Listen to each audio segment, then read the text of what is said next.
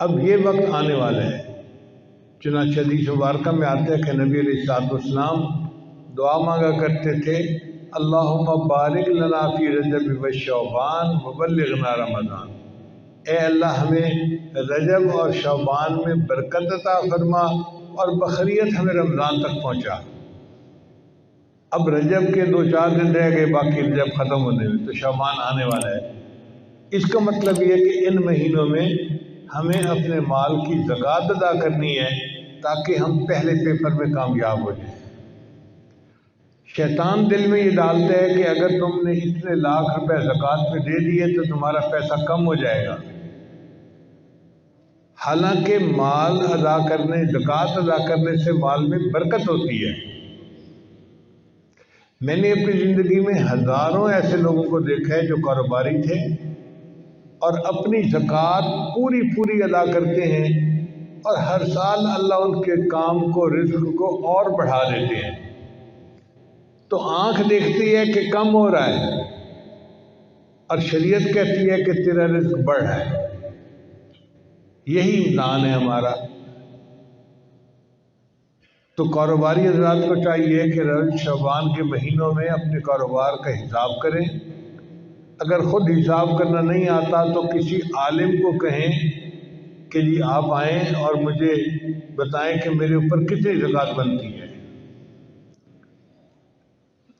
جتنی زکوٰۃ بنتی ہو اس کو ادا کریں، اس کے 2 فائدے ہو جائیں گے۔ ایک تو آپ کا مال اللہ کی حفاظت میں آ جائے گا، اور دوسرا مال پاک ہو جائے گا۔ اللہ تعالیٰ اپنے حبیب صلی اللہ علیہ وسلم کو ارشاد فرماتے ہیں، خذ من اموالہم صدقۃ تطہرہم وتزکیہم بہا، اے میرے حبیب صلی اللہ علیہ وسلم آپ ان سے زکوٰۃ وصول کیجئے تاکہ ان کا مال پاک ہو جائے اور ان کے دل صاف ہو جائیں۔ تو زکوٰۃ ادا کرنے سے 2 کام ہوتے ہیں، ایک تو مال پاک ہو گیا، وائٹ ہو گیا اللہ کے ہاں، اور دوسرا دل بھی صاف ہو جاتا ہے۔ صرف مال ہی پاک نہیں ہوتا، دل بھی صاف ہوتا ہے۔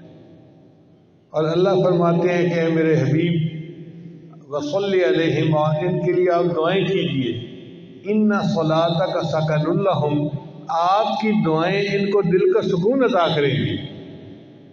اب بتائیں، اللہ جب نسخہ خود بتا رہے ہیں کہ دل کے سکون کا کیا ہے، تو اگر کوئی بندہ غریب کو یا مسکین کو یا مدارس میں اپنے زکوٰۃ کا مال دے گا اور وہ دعا کریں گے تو پھر دینے والے کو کیوں نہیں سکون ملے گا؟ پچھلے دنوں ایک کاروباری بندے سے میری ملاقات ہوئی، اس نے کہا جی کہ میرے والد صاحب ہر سال پوری زکوٰۃ ادا کرتے ہیں۔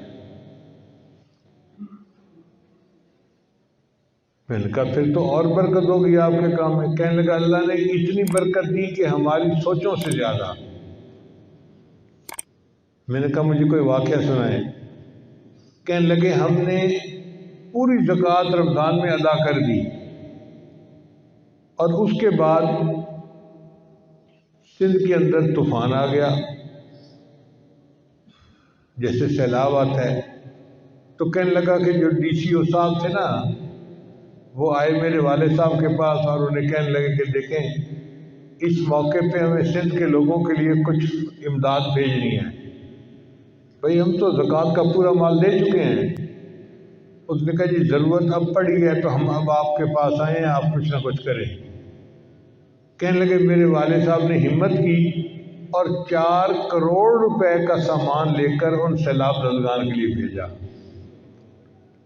اب آپ اندازہ کریں کہ کتنا بڑا دل اللہ نے اس کو دیا ہوگا کہ جس نے 4 کروڑ روپے کا سامان غریبوں میں تقسیم کیا۔ کہنے لگے کہ ابھی 1 مہینہ نہیں گزرا تھا، چیزوں کے ریٹ میں تبدیلی ہوئی، اور جو خام مال ہمارے پاس پڑا ہوا تھا اس خام مال میں سے ہمیں 40 کروڑ کا فائدہ ہو گیا۔ 4 کروڑ دیے تھے اللہ کے راستے میں، اللہ نے 10 گنا کر کے وہ مال واپس پہنچا دیا۔ میں نے اپنی زندگی میں ہزاروں مرتبہ اس کو 10 گنا ہو کے واپس کرتے دیکھا ہے۔